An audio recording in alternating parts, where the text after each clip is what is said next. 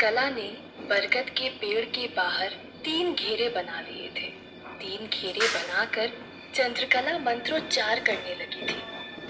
कुछ देर मंत्रोच्चार करने के बाद धीरे धीरे उन तीनों घेरों के ऊपर एक पतली झीनीदार परतें बनने लगी। ऐसा लग रहा था जैसे जमीन से 3 अलग अलग रंग की झीनीदार साड़ियां निकल रही थी और उन 3 साड़ियों ने चंद्रकला के बाहर 3 घेरे बना लिए थे और उन घेरों के अंदर बैठी चंद्रकला मंत्रोच्चार कर रही थी। चंद्रकला ने जब आंखें खोलकर देखा कि घेरे बन चुके हैं तो चंद्रकला को इस बात की तसल्ली हो गई थी कि अब कोई भी बुरी आत्मा या कोई बुरी शक्ति इन घेरों के अंदर प्रवेश नहीं कर पाएगी, क्योंकि इसके बाद चंद्रकला जो करने वाली थी उससे आसपास की और उस पेड़ पर भटकने वाली सभी आत्माएं आकर्षित होने वाली थी। चंद्रकला ने सामने पड़े नींबू और चाकू उठाकर दोनों नींबू के बराबर हिस्से कर दिए। नींबू के चारों हिस्सों को जमीन पर रखे और उन नींबुओं के ऊपर 4 दिए रख दिए। दियों को जलाने के लिए तो चंद्रकला ने तेल का ही इस्तेमाल किया था, लेकिन वो दिए जलने के बाद चंद्रकला ने उन दियों के तेल में एक एक बूंद इत्र की डाल दी। जैसे ही एक एक बूंद तेल वाले इत्र की जलते हुए दिए के तेल के अंदर गई, आसपास का पूरा मंजर ही बदल गया। देखते ही देखते इत्र की खुशबू पूरे जंगल में फैल गई। कुत्तों के भौंकने और रोने की आवाजें और ज्यादा तेज सुनाई देने लगी थी। आसपास जितनी भी आत्माएं थी सबकी सब या तो बरगद के पेड़ पर मंडराने लगी थी या उन घेरों के बाहर से अंदर प्रवेश करने की कोशिश करने लगी थी, लेकिन उन घेरों को भेदने में कामयाब नहीं हो पा रही थी। चंद्रकला के चारों तरफ अच्छी बुरी आत्माएं और उनका शोर ही शोर गूंज रहा था। वो सभी आत्माएं चंद्रकला से बस 3 या 4 कदम ही दूर होंगी, जो लगातार चंद्रकला पर गुर्रा रही थी। वो भयानक दृश्य किसी को भी विचलित कर सकता था। कहीं न कहीं चंद्रकला भी बहुत ज्यादा डरी हुई थी, क्योंकि वो भी जानती थी कि यहाँ पर गलती की कोई गुंजाइश नहीं थी। अगर इस वक्त चंद्रकला से एक भी गलती हो जाए और वो आत्माएं अगर उस घेरे के भीतर प्रवेश कर जाए तो सब की सब आत्माएं चंद्रकला को नोच कर खा जाएगी। लेकिन चंद्रकला ने उन सब बातों से खुद का ध्यान हटा लिया। उसने अपनी आंखें बंद की और फिर से मंत्रोच्चार करने लगी। जैसे जैसे चंद्रकला मंत्रोच्चार कर रही थी वैसे वैसे उन आत्माओं का दबाव उस घेरे पर और ज्यादा बढ़ रहा था। वो अपनी पूरी ताकत लगा रहे थे ताकि घेरे को भेद सके, लेकिन चंद्रकला हार नहीं मानने वाली थी। उसने भी अपने मंत्रोच्चार की आवाज और तेज कर दी। आखिरकार जीत चंद्रकला के मंत्रोच्चार की हुई। देखते सभी आत्माएं धीरे धीरे अब शांत होने लगी। कुत्तों के रोने की और भौंकने की आवाजें भी अब कम सुनाई दे रही थी। रात के 3 बजे तक चंद्रकला के मंत्रोच्चार चलते रहे। जब सब कुछ बिल्कुल शांत हो गया तो पूरे जंगल में एक सन्नाटा पसर गया। फिर चंद्रकला ने भी अपने मंत्रोच्चार को रोक दिया। जो काम चंद्रकला करने आई थी वो काम भी अब संपन्न हो चुका था। धीरे धीरे चंद्रकला ने अपनी आंखें खोली। उसने सामने देखा कि वो आत्माएं भले ही अब शोर नहीं कर रही थी, लेकिन अभी भी वो वहीं पर खड़ी हुई थी और चंद्रकला को एक टक ऐसे घूरे जा रही थी जैसे सब की सब आत्माएं चंद्रकला के खून की प्यासी हो। चंद्रकला ने अपने सामने पड़े प्याले में से राख की एक मुट्ठी भरी, उस पर कुछ मंत्र फूंका और उस राख से भरी मुट्ठी को उन जलते दियों के ऊपर जोर से स्वाहित कर दिया। एक ही झटके में चारों के चारों दिए बुझ गए। दियों के बुझने के साथ ही ऊर्जा का ऐसा विस्फोट हुआ कि तीनों घेरे एक ही पल में भस्म हो गए। घेरों के भस्म होते ही घेरों के बाहर जो आत्माएं खड़ी थीं, कुछ देर के लिए उन आत्माओं का अस्तित्व भी मिट गया। पूरे जंगल में चारों तरफ धुआं ही धुआं फैल गया था। चंद्रकला ने एक एक करके पूरी सामग्री को वापस उसी झोले में डाल लिया। खड़े होकर उन आटे, हल्दी और नमक के घेरों को भी फिर से मिटा दिया था। बरगद के आसपास अब देखकर लग भी नहीं रहा था कि यहाँ पर कोई साधना हुई है। चंद्रकला ने अपना सारा काम खत्म करके पेड़ पर लटकी हुई लालटेन उतारी और वापस अपने घर की तरफ जाने लगी।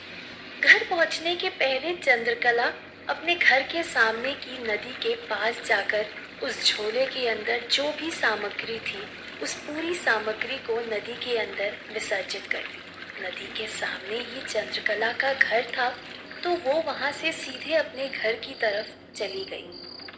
अपने घर पर पहुंचकर चंद्रकला चुपके से अपने बिस्तर पर जाकर सो गई। सुबह मुर्गों की बांग से चंद्रकला की नींद खुली तो वो उठते ही सीधे बाहर की तरफ चली गई। चंद्रकला को बेसब्री से टीले वाले बाबा की औषधि का इंतजार था और वो नहीं चाहती थी कि वो औषधि रेशमी के हाथ लगे और रेशमी को किसी भी तरह का कोई भी शक हो। इसीलिए चंद्रकला खुद बाहर आकर खड़ी हो गई।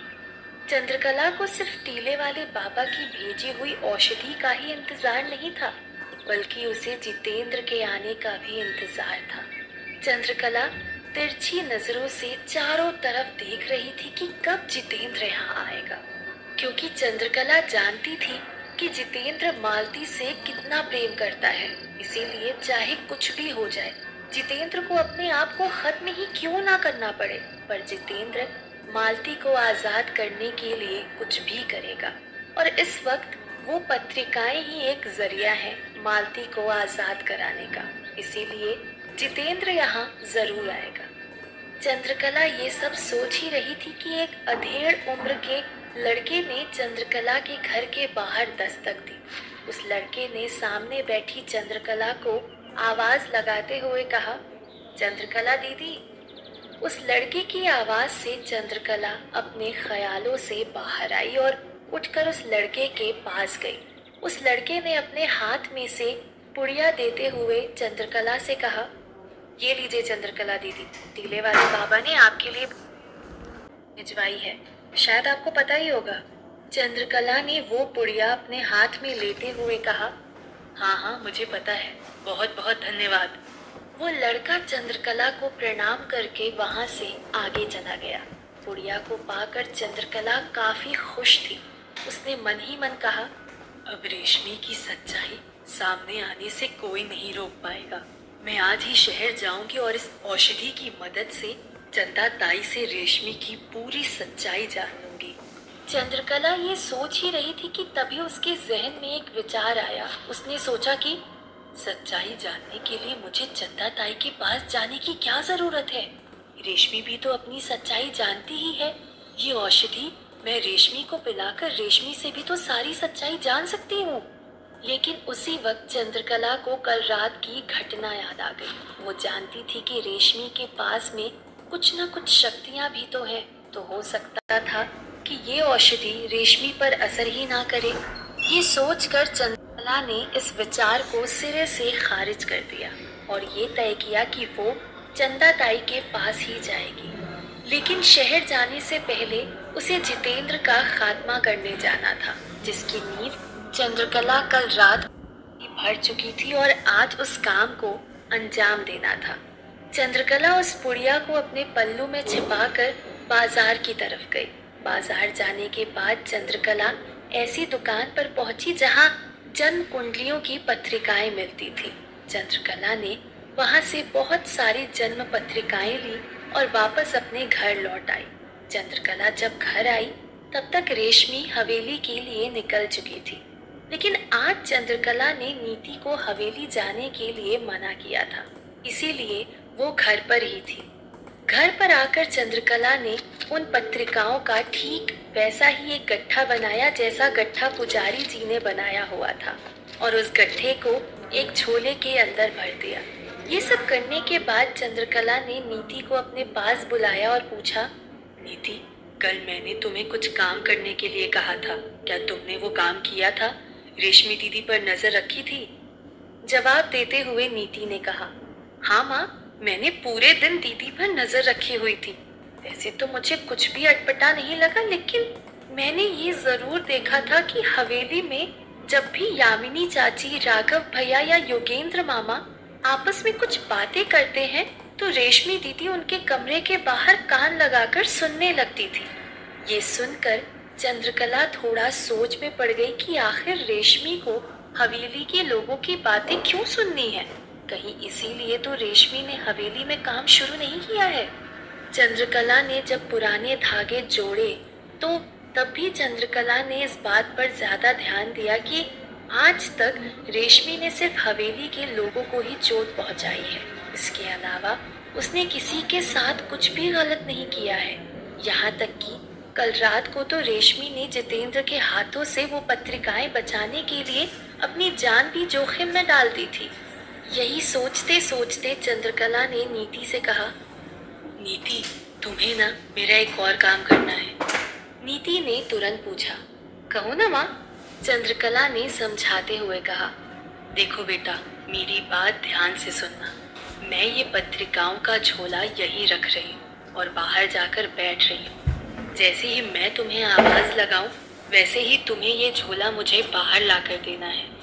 लेकिन जब तुम ये झोला बाहर लेकर आओ तो दरवाजे के बाहर 2-3 कदम दूर गलती से इन पत्रिकाओं को गिरा देना। नीति इस बात का रहस्य समझ नहीं पाई। आदतन उसने हर बार की तरह तुरंत सवाल पूछ लिया, लेकिन ऐसा क्यों माँ? इस पर चंद्रकला ने कहा, इस बात का जवाब मैं तुम्हें नहीं दे सकती बेटा। मैंने बस तुम्हें जितना कहा है उतना ही करना। बस ध्यान रहे कि उन पत्रिकाओं का गिरना गलती लगना चाहिए, जानबूझ के नहीं लगना चाहिए। और उसके लिए अगर मैं तुम्हें थोड़ा डांट भी दूं तो बुरा मत मानना। नीति चंद्रकला की बातें समझ गई थी। उसके बाद उसने कोई सवाल नहीं किया, बस हामी में सिर हिला दिया। चंद्रकला अपनी बात खत्म करके बाहर चारपाई पर आके बैठ गई और जितेंद्र के आने का इंतजार करने लगी। दूसरी तरफ चंद्रकला का अंदेशा बिल्कुल सही था। जितेंद्र को चाहे कितनी भी हार का सामना क्यों ना करना पड़े, लेकिन वो हार मानने वालों में से नहीं था। उन पत्रिकाओं को हासिल करने के लिए जितेंद्र फिर से चंद्रकला के घर के बाहर मंडराने लगा। जितेंद्र के घर के पास आते ही चंद्रकला ने हवाओं में हुए बदलाव को पहचान लिया था। वो समझ गई थी कि जितेंद्र आसपास ही है। बाहर बैठी चंद्रकला को देखकर जितेंद्र भी थोड़ा निराश हो गया, क्योंकि वो भी ये बात जानता था कि चंद्रकला के होते हुए वो ये पत्रिकाएं नहीं चुरा पाएगा। लेकिन इसके बाद जो हुआ उसकी उम्मीद जितेंद्र ने भी नहीं की थी। अब तक चंद्रकला ने तिरछी नजरों से बिना जितेंद्र को पता चले जितेंद्र को देख लिया था। ये देखते ही चंद्रकला ने नीति को आवाज लगाते हुए कहा, नीति बेटा, वो पत्रिकाओं का झोला लेकर आओ तो। ये सुनते ही जितेंद्र की आंखें चमक गई। वो एक टक बंद दरवाजे की तरफ देख रहा था और नीति के बाहर आने का इंतजार कर रहा था। तभी नीति अंदर से एक झोला लेकर आई। जितेंद्र नीति को देखते ही खुश हो गया और नीति की तरफ बढ़ने लगा। नीति दरवाजे से 2 कदम ही बाहर निकली थी कि उसके हाथ से झोला गिर गया और सारी की सारी पत्रिकाएं बाहर निकल गई। जितेंद्र उन पत्रिकाओं को देखकर लालच में आ गया और तेजी से उन पत्रिकाओं की तरफ बढ़ने लगा। लेकिन जैसे ही चंद्रकला का ध्यान उन गिरी हुई पत्रिकाओं पर गया, चंद्रकला ने चिल्लाते हुए कहा, नीति, एक काम भी तुमसे ठीक से नहीं होता। ये कहकर चंद्रकला उठकर उन पत्रिकाओं की तरफ बढ़ने लगी। ये देख जितेंद्र ने अपनी रफ्तार और बढ़ा दी, लेकिन इसके पहले कि जितेंद्र वहां पहुंच पाता, चंद्रकला ने जाकर उन पत्रिकाओं को उठा लिया। जितेंद्र का हाथ खाली का खाली ही रह गया। वो चंद्रकला की नजरों से बचते हुए वापस हवा में उड़ गया। चंद्रकला ने फिर से नीति को डांटते हुए कहा, जाओ अंदर जाओ और जब तक मैं वापस नहीं आती तब तक कहीं बाहर मत जाना। नीति मुंह लटकाए हुए अंदर चली गई, लेकिन अंदर जाते ही उसके चेहरे पर मुस्कान आ गई। चंद्रकला की झूठी डांट से नीति समझ गई कि वो कहीं जा रही है और तब तक मुझे घर पर ही रुकने को कह के गई है। बाहर चंद्रकला ने उन पत्रिकाओं को उस झोले में डाला और झोपड़ी के पीछे एक फावड़ा उठाकर बाहर की तरफ जाने लगी। ये देखकर जितेंद्र की थोड़ी उम्मीद बढ़ी थी। उसने मन ही मन कहा, अच्छा है कि चंद्रकला इन पत्रिकाओं को कहीं और रखने जा रही है, वहां से इन्हें चुराना और आसान होगा।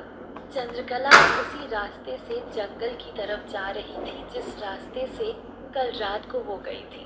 जंगल की तरफ जाता देख जितेंद्र को समझ नहीं आ रहा था कि चंद्रकला जंगल की तरफ क्यों जा रही है, लेकिन हाथ में फावड़ा देखकर जितेंद्र को कुछ कुछ समझ में आने लगा था। उसने मुस्कुराते हुए मन ही मन कहा, लगता है चंद्रकला इन पत्रिकाओं को जंगल में दफनाने जा रही है।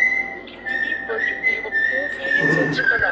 इन पत्रिकाओं को अपने घर से निकाल कर इस जंगल में खुलेआम दफनाने चली आई, लेकिन इसे ये नहीं पता कि ये पत्रिकाएं मेरी नजरों से अछूती नहीं रह गई। जितेंद्र मन ही मन खुश तो हो रहा था, लेकिन वो ये नहीं जानता था कि वो चंद्रकला के जाल में पूरी तरह फंस चुका है। चलते चलते चंद्रकला अब उसी बरगद के पेड़ के सामने जा पहुंची थी जिस पेड़ के नीचे कल रात को उसने साधना की थी। आखिर क्यों लेकर आई है चंद्रकला जितेंद्र को और इन पत्रिकाओं को बरगद के पेड़ के पास? ऐसा क्या चल रहा है चंद्रकला के जहन में?